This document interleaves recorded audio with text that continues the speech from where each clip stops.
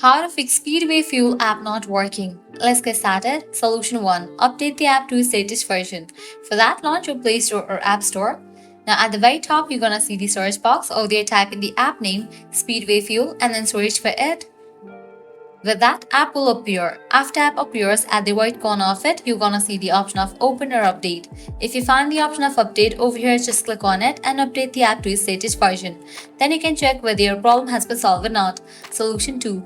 Clear cache for the app. For that, launch your settings. Scroll down, navigate to the option of general, head over to the option of iPhone storage.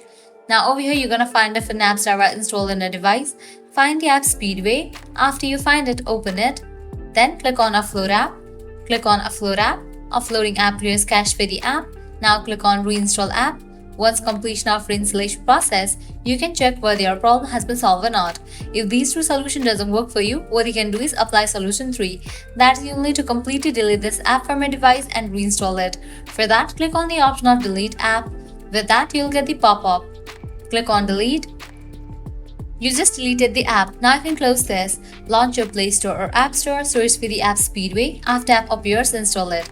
By following these solutions, your problem will be fixed. So this is how you can easily fix Speedway Fuel app not working. At the end, if you guys find this video helpful, don't forget to like, share and subscribe to our channel. Thanks for watching.